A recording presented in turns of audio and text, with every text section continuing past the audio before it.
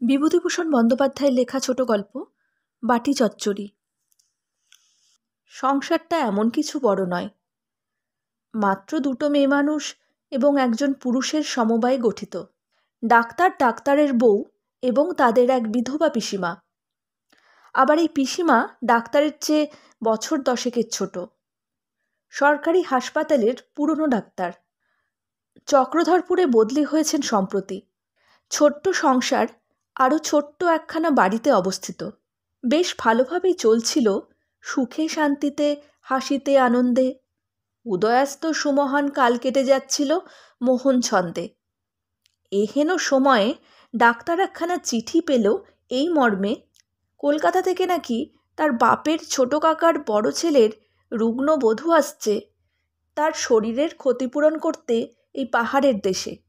Walker স্বামী ডাক্তারের চেয়ে অনেক ছোট। প্রস্তাবটা পিসিমার কাছে উত্থাপিত হলো তো সে প্রতিবাদ করলে, বেশ আসুক ছোট বৌদি, আমি কলকাতা যাব, এখানে থাকতে পারবো না। ডাক্তার প্রতিবাদ করলে, তাহলে এখানে দিন চলবে কি করে?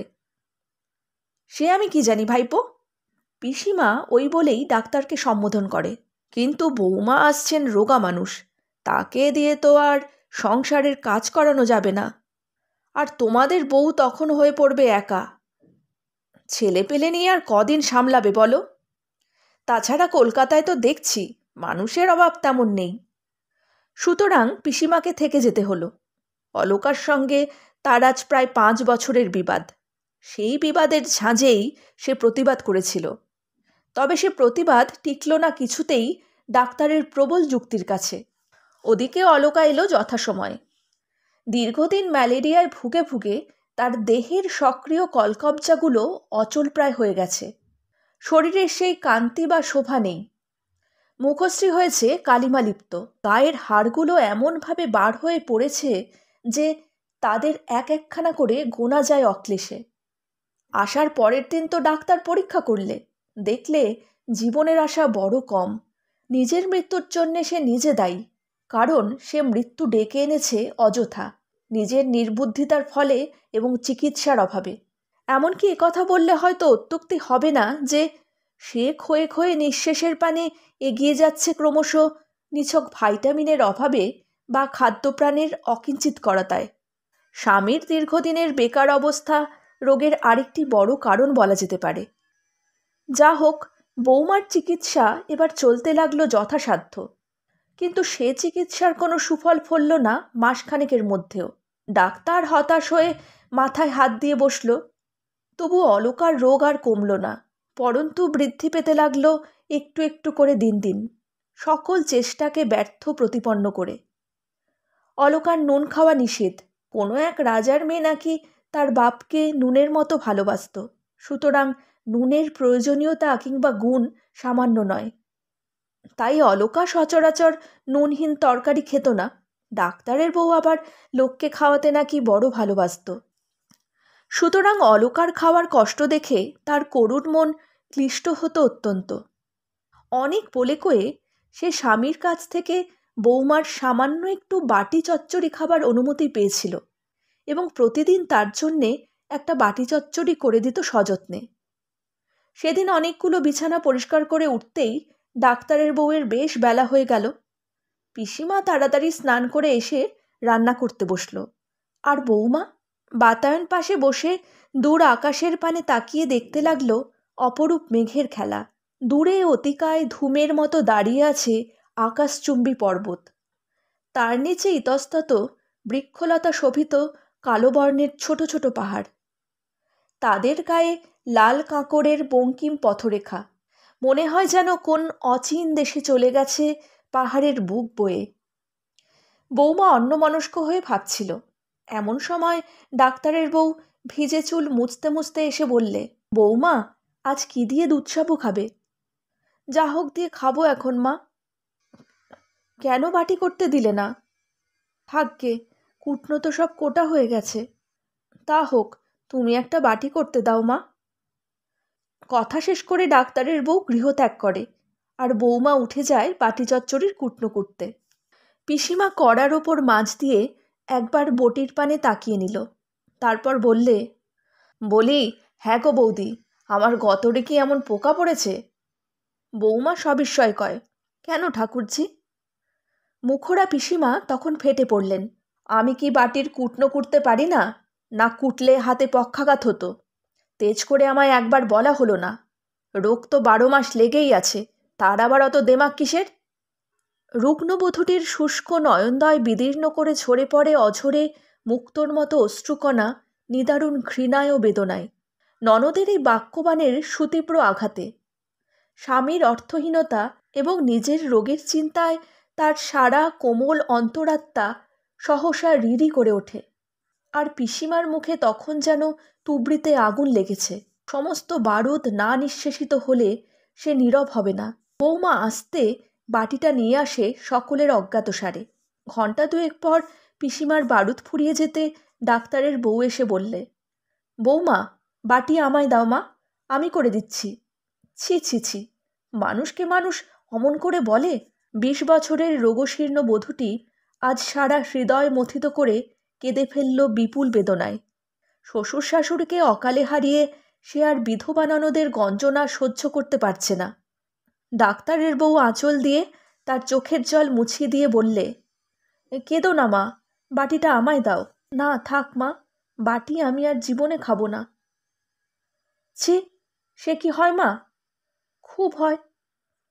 ডাক্তারের বউয়ের বহু অনুনয় বিনয় সত্ত্বেও বৌমা বাটি বার করে দিলে না। ডাক্তারের বউ বেলা 1টা পর্যন্ত বাটির খোঁজে সমস্ত কিছু তন্ন তন্ন করে দেখল, কিন্তু কোথাও সে বাটি পাওয়া গেল না।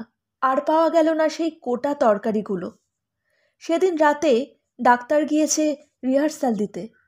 এবার পুজোয় নাকি ভারী ধুম করে থিয়েটার হবে। ডাক্তারের বউ মুখের মধ্যে অনেকগুলো এলাচ পুড়ে ছাড় পোকা মারতে বিছানা পাতি পাতি করে খোঁজে। এ তার নিত্যকালের অভ্যেস। রাতে সে বড় একটা ঘুমোয় না। এমন সময় পাশের ঘরে বৌমা উত্তক্ত হয়ে বললে, ভালো জ্বালা, দরজাটা যে কিছুতেই খুলছে না মা। ডাক্তারের বউ আলো নিয়ে এগিয়ে এলো। কি হয়েছে বৌমা? দরজা তো খোলা বৌমা, তবে খিল কোথায় গেল? ডাক্তারের বউ জানে যে তার জ্যাঠাই মা মৃত্যুর পূর্বে ওই রকম দিগ্ভ্রান্ত হয়ে গেছিল। বৌমার এই রহস্যজনক আচরণে সে রীতিমতো ভয় পেয়ে গেল। আস্তে আস্তে নিজে এসে দরজাটা খুলে দিলে। সামান্য পরে বৌমা বাইরে থেকে ফিরে এসে আবার নিজের বিছানায় শোয় এবং ডাক্তারের বউ মশা তাড়িয়ে পুনরায় মশারিটা গদির তলায় গুঁজে দেয়। তারপর যে কখন ঘুমিয়ে পড়ে জানে না। ডাক্তারের ডাকে ধড়মড় করে উঠে দরজা খুলে দিল। ডাক্তার বললে, যেন মোষ একেবারে, ঘুমে অচেতন। থাক, খুব হয়েছে। 8 ঘন্টা ধরে একজন ভদ্রলোক ডাকছে। সকালে অতগুলো কাঁথা তোষক কাচলে ও ভদ্রলোকেরও এই দশা হতো নিশ্চয়। ডাক্তার শুয়ে ঘুমিয়ে পড়ে। কতক্ষণ যে ঘুম ঘোরে কেটেছিল দুজনের তা হয়তো তারা জানে না। ডাক্তারের বউ সহসা সচেতন হলো স্বামীর আহ্বানে। ওগো, দেখো তো ও ঘরে বৌমা কি যেন বলছে। ডাক্তারের বউ শুনলে বৌমা পাশের ঘরে বলছে, দূর চাই, কিছুতেই তো আলো জ্বলছে না। রুগ্ন কণ্ঠে ক্ষীণস্বরে নিশীথের নিস্তব্ধতা ভঙ্গ করে অট্টহাসি হেসে ওঠে যেন কিসের ব্যাকুল প্রচেষ্টায়। ডাক্তারের বউ গৃহে প্রবেশ করে দেখে সে এক অদ্ভুত ব্যাপার। বৌমা মশারির মধ্যে হ্যারিকেনের ল্যাম্প নিয়ে গিয়ে অনবরত ফসফস করে দেশলাইয়ের কাঠি জ্বেলে যাচ্ছে, আর সেই প্রজ্বলিত লাঠি চিমনিতে ঠুকে ঠুকে নিভিয়ে ফেলছে প্রতিবার। এমনি করে জ্বালাতন হচ্ছে ব্যর্থতার বেদনায়। ডাক্তারের বউ স্তম্ভিত হয়ে স্থাণুর মতো স্থির হয়ে থাকলো এক মুহূর্ত। তারপর বললে, বৌমা, ও কি করছো মা? বউ মৃদু ক্রন্দনের সুরে বললে, দেখো দেখিন মা, আলোটা কিছুতেই জ্বালছে না। বৌমার জ্ঞান সহসা ফিরে আসে। কিংকর্তব্য বিমূঢ়ের মতো তাকিয়ে থাকে ডাক্তারের বউয়ের পানে। ডাক্তারও এগিয়ে আসে। তারপর তড়িতে বৌমাকে পরীক্ষা করে বলে, শিগগির আগুন করে ওর হাত পা সেঁক করো। এতক্ষণে পিসিমার ঘুম ভাঙে। সে আলস্য ত্যাগ করে পিটপিট করে তাকিয়ে থাকে। ডাক্তার এসে তাড়াতাড়ি বৌমাকে একটা ইঞ্জেকশন করে দিলে। তারপর বাইরে গিয়ে বললে, না, এত করেও বৌমাকে আর বাঁচাতে পারলুম না। নয়নকোণ থেকে ঝরে পড়ে বিন্দু বিন্দু অশ্রুকণা। ডাক্তারের বউয়েরও চক্ষু হয় বাদল দিনের সজল আকাশের ন্যায়। মুহূর্তে সব কিছু এলোমেলো হয়ে যায়। কলকাতায় টেলিগ্রাম করা হয় বৌমার স্বামীর কাছে, তবুও যদি একবার শেষ দেখা করতে পারে পাড়ের ঘাটে। ডাক্তার যথাসাধ্য চেষ্টা করলে। স্বামী এলো দূর দূরান্ত থেকে, আর এলো তার মেজদি, গলার বোতাম বাধা দিয়ে একেবারে শেষক্ষণে। তবুও বৌমা বাঁচল না। ডাক্তার কাঁদল, আর কাঁদল তার বউ, মৃতার স্বামী ও মেজ ননদ। শুধু কাঁদেনি তার বিধবা ছোট ননদ, কারণ মৃতার সঙ্গে তার কথা বন্ধ প্রায় 5-6 বছর যাবৎ। আর সেই কারণেই সারা রাত দিকভ্রান্ত একজনকে মশারির মধ্যে দেশলাই জ্বালাতে দেখিয়েও নিবারণ করতে পারেনি কিছুতেই। এই ঘটনার দিন 7 পর ডাক্তারের বউ কোনো এক মধ্যাহ্নে ভাড়ার ঘর গোছাতে গোছাতে একটা খালি হাঁড়ির মধ্যে পেয়ে গেল সেই বাটিটা, আর তার মধ্যেকার কতগুলো শুকনো তরকারি। পুরনো ক্ষতে আবার যেন নতুন করে আঘাত লাগলো। একটা ব্যথিত দীর্ঘ নিঃশ্বাস বুকের মধ্যেও চেপে ধরল। মর্মন্তুদ বিচ্ছেদ বেদনা লাঘব করলে না সশব্দ শোকার্ত বাক্যবিন্যাসে, কেবল সজল নয়নে তাকিয়ে রইল সেই বাটির পানে আর শুকনো তরকারিগুলোর পানে। বিভূতিভূষণ বন্দ্যোপাধ্যায়ের লেখা ছোট গল্প বাটি চচ্চড়ি এখানেই শেষ হলো। যদি আমার গল্প পাঠ আপনাদের ভালো লেগে থাকে, লাইক, শেয়ার, কমেন্ট আর সাবস্ক্রাইবের মাধ্যমে চ্যানেলটির সাথে অবশ্যই থাকবেন।